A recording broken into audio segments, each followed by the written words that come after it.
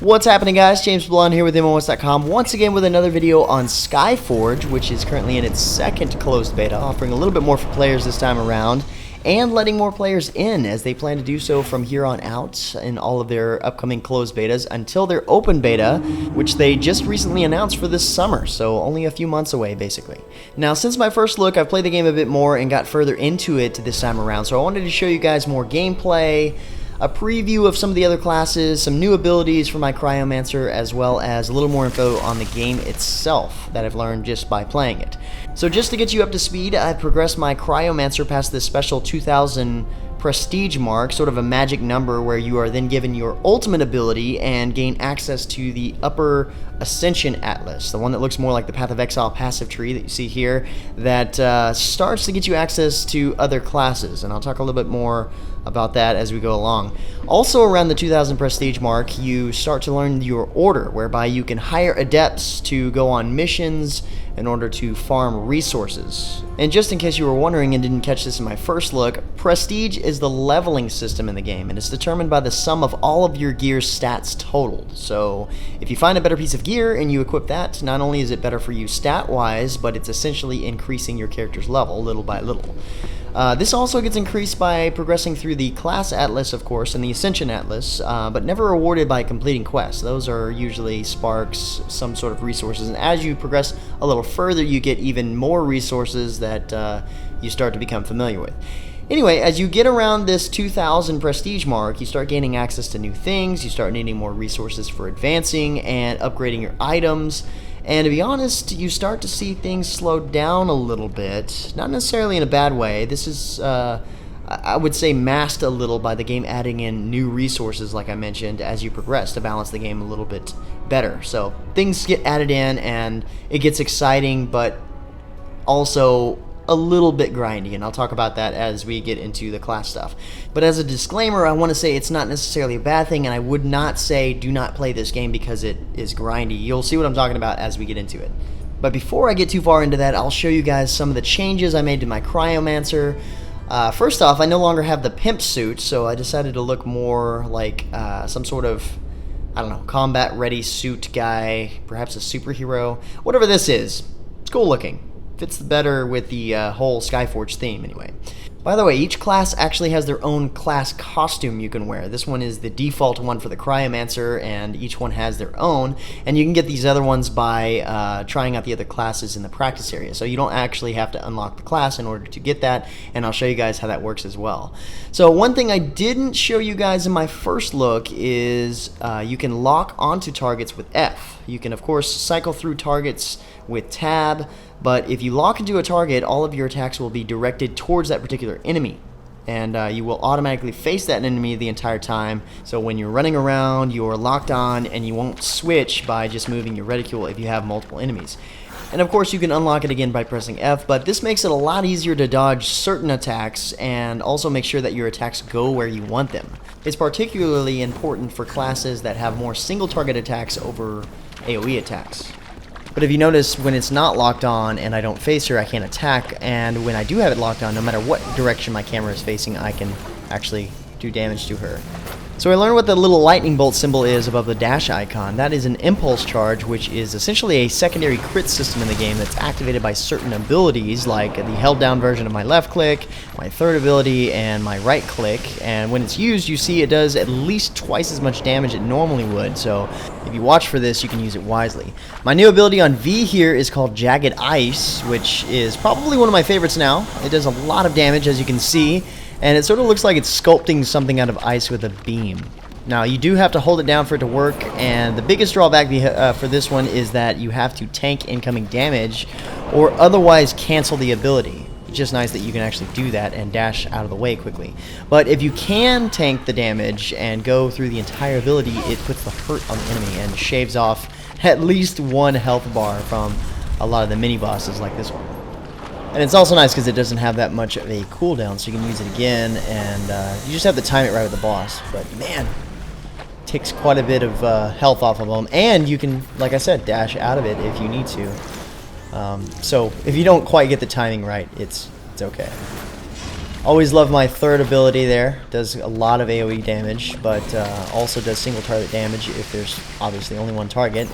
I don't like how some of the bosses like this are immune to some of my abilities that do freeze. Like my 2 ability freezes, but in this case it just does damage. Usually freezes like regular small mobs. Almost got her down here. Let's see what one more of these will do here. So it does about 176, 183, 219.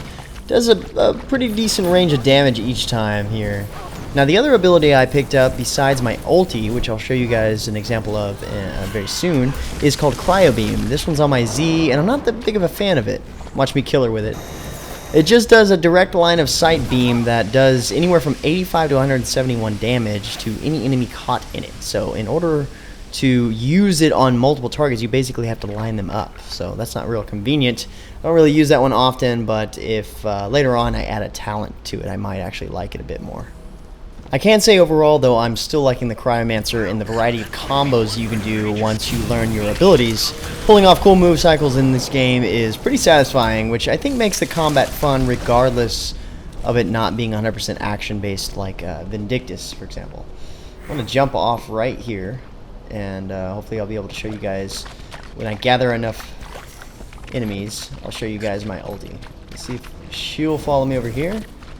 Kill some of these eggs, because a lot of these will drop some baddies. Let's see here. Tease her a little bit. I'm going to gather a bunch of enemies, because my ulti works, it's a huge AoE, and it kills a lot of stuff. Or at least damages everything. Let's see, we'll do it right here. Boom! Nice, does a lot of damage to everybody, and then they're stuck there. So freezes everything, it doesn't kill. And then you gotta have to sort of react fast. Love the finishing moves in the game, by the way. That's always fun. I just wish he would say you want to build a snowman after he does it. So yeah, the ultimate abilities in the game are fun. The Cryomancer deals anywhere from 358 to 710 damage, and like I said, it freezes and silences any enemies. It doesn't straight up kill for 6 seconds. Makes it a lot easier to finish them off with an AoE attack. But from what I've learned, unlike, say, the Berserker class, it's not really effective on bosses, and it's definitely a waste because it has a 9-minute cooldown. Different story, however, with the Berserker. His is really effective against bosses and only has like a 4-minute cooldown. Kind of not fair. So yeah, on a side note, the only other class besides the Cryomancer I've actually got to play as in-game so far is the Berserker. And I say in-game because once you get past the 2000 prestige mark, you can access the other classes, but only in the practice arena. Now, the cool thing is occasionally you get to play missions with other classes as a promo, even if you do not own them yet. And that's actually how I got to play as the Berserker, which makes sense because it's starting to seem like this game treats its classes like a MOBA treats its champions, in that you can unlock a new champion without paying. It just may take you a week straight of playing in order to do so. Otherwise, you can just purchase them with real money. And I think that's what's going on here with Skyforge. I think you might be able to actually purchase new classes in the cash shop once they've launched that portion of the game. These promo missions and the fact that you can try the other classes in practice arena is kind of like Skyforge's approach on the free rotation, which in most ways is really nice, because if it's going to take me a while to unlock a class, or I'm going to end up spending money on it in order to do so, I kind of want to know how they're going to play first. So anyway, the Berserker is a huge changeover from the Cryomancer as a melee expert instead of the range class before, that can deal a lot of damage but still reflect it as well with certain abilities. I'd say they're definitely the one you want to choose if you're looking for some aerobatics and some quick repetitive attacks in your gameplay, especially melee. Now, when you play as another class during one of these promos, you have preset gear, and even though you get gear from drops by killing enemies, check this out if you want to see all them damage numbers. Yeah, that looks, see, that's fun right there. But yeah, unless you actually have this class unlocked already, you might as well break down any gear that you find for stones in order to upgrade your gear on your other classes, which will in turn get you prestige, allowing you to progress further in the game, because in these promos, they won't actually let you swap out weapons, of course.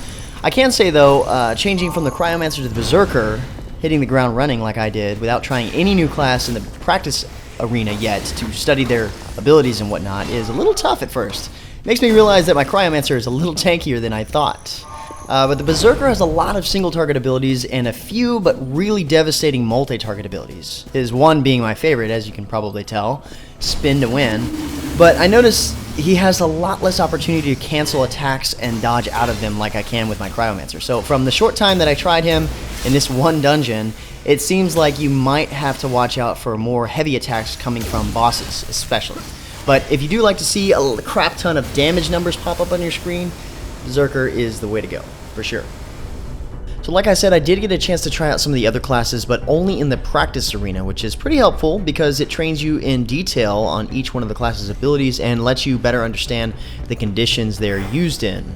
So the first one I tried out was the Necromancer, of course. I was really excited for the majority of the classes announced for this game, but I'm kind of partial to Necromancers sometimes. And the Necromancer in Skyforge wields a huge scythe, but uses it as a ranged ability instead of melee, and you can do a few combos with that, which provide you a fairly powerful AoE attack that not only does damage over time, but also activates your impulse charge, which we were talking about earlier. It's sort of that secondary crit system, in a way similar to the Cryomancer.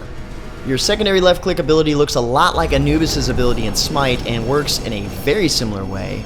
It slows the enemy to 50%, and although it doesn't do any damage, if enemies are killed in this area, they turn into a spirit minion for just a little while. Plus, when that happens, you gain health back as well as resources for your Lich form.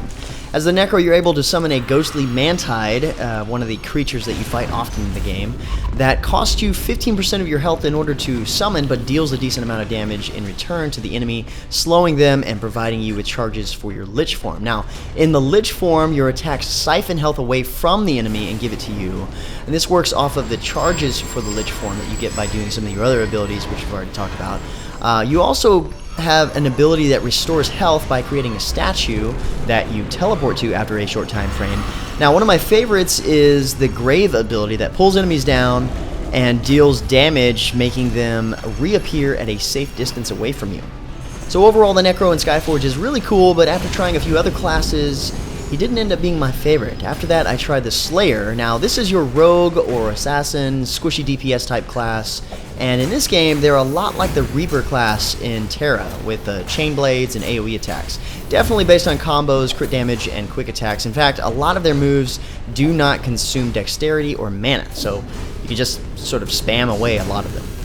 My favorite here is definitely the backstab. Not only is the look of it really clean and deadly, it fits almost seamlessly into a chain of attacks, making it almost impossible to dodge, and at the same time puts you in a much better position if you use it right. But you've also got a taunt that absorbs damage for you, which is nice. So as you can probably imagine, the Slayer has a lot of abilities that take in consideration that he's designed to get in and deal damage, but also avoid taking it.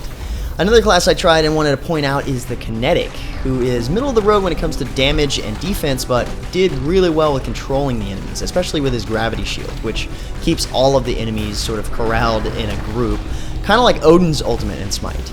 The Kenetic is a class that can lift the huge rocks and chunk them at enemies, and also produce slow-moving energy bolos, I guess, that pass through multiple enemies. Their energy wave is actually really cool. Looks amazing. It's a multi-tier ability that creates a larger wave based on how you charge it. And they also have an escape/powerful strike that lets them cover a lot of distance and at the same time damages all the enemies along the way. Another controlling ability is Gravity Trap that puts enemies within a smaller AoE into a vortex that lifts them off the ground, silencing them, of course, and leaving them vulnerable to any other incoming attacks. It's actually very useful. So overall, I like the Kenetic the most, I want to say. I don't know, it was close. I really like the Slayer too. But the Kenetic's kind of tough to get used to, and I'm not sure that he'll do too well when soloing. Now, once you completed the training for the different classes, you unlock their class costume in the style room, like I mentioned earlier, and you can wear it without even being that class. So I guess you can, wear a Necromancer's outfit, but still be a paladin? I don't know. Looks cool.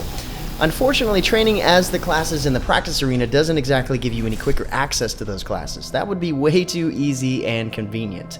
Instead, of course, you have to work your way through the Ascension Atlas, which may look like Path of Exile's passive tree, but doesn't work the same way, that's for sure. See, you've got these 3 initial classes right here, the ones you start with, the Cryomancer, the Paladin, and the Lightbinder. The other classes are scattered in the Atlas, along with some other helpful nodes, but kind of like the individual solar systems, each one of these has smaller nodes that you have to get in order to follow along and get to the next class or wherever you want to go. So, for example, let's see where the next class is. Say if we want to go, here we go, the Necromancer. So, let's see, we have to go from, here we are, the Cryomancer, or wherever you may be starting, all the way through here. And these are the major nodes. Remember, there's smaller ones in there. Mysterious node, that's kind of interesting. That is not at all like the Path of Exile. Hopefully this node is good. It's mysterious. It could be detrimental to your class. I doubt it, though. But finally you get to the Necromancer after you go through all these individual ones, and you have to go through them accordingly. They have a web which gives you options along the way, but you still have to go through a linear path. And as you notice, as you get away from your class, they do get a little bit more expensive in terms of resources. And later on, you gain resources that help you unlock other classes. I'm not sure exactly how those work yet. But yeah, you can notice that the classes are spread all the way across this map. And so no matter what, you have to gather a lot of resources in order to get to the next class in terms of sparks. So you're going to be doing a lot of grinding to get to the next class, unless you, of course, somehow purchase that class, which I have a feeling, like I said earlier, is going to be in the cash shop. So, for example, the Gunner, you have to go a lot further than you do with the Necromancer, for example. So you really have to want the class that's closest to you, honestly, or at least hope that the class that you want is the closest one. So you have to go through all of these, another mysterious node, and let's see, you can't even go across there. You can go, I guess, underneath here, or I guess you go to the one on top here, depending on what nodes you find yourself wanting. But you notice how much further that is away from, say, the Archer there. But then again, along the way, you also have these things like the Divine abilities right here, which apparently gives you another ulti type abilities, which could be cool. Here's the Kenetic class, so I'd have to go a long ways just to get to that. But you also notice that even as you get closer to the class that you're looking for, the nodes that you have to purchase are more and more expensive. So it's really hard to judge how much grinding you actually have to do. This one's 500 sparks. And I'm not even sure that I'm able to get out of my class atlas for now. So it's really hard to judge how much grinding you have to do. And if it's a lot of grinding, then you know how much of the game have you played and how much are you going to be still having fun with in order to want to unlock another class, in order to keep doing what you're doing or start fresh again. Hopefully that's clear. Basically, is the grind worth it to you? So that's still something I have to question about Skyforge. I haven't really got that far along in the game. And like I said, it might not be a bad thing. It might be grindy, but also might have what it takes to keep you wanting to work towards another class if you really don't want to spend the money on it. At least the starter classes in the game are fun, and if they aren't enough, you know, you can always pick up a Founders Pack to get a few of the other classes. Anyway, guys, thanks for watching. The open beta for Skyforge has been announced for this coming summer. Plus, between now and then, they'll have more betas and opportunities for you guys to hop in and try out the game. So if you're looking for more information about Skyforge, check out my first look or the game profile at the new MMOHuts.com. But until next time, guys, that's going to be it for me. I'm James Blonde. See you out there, gamers.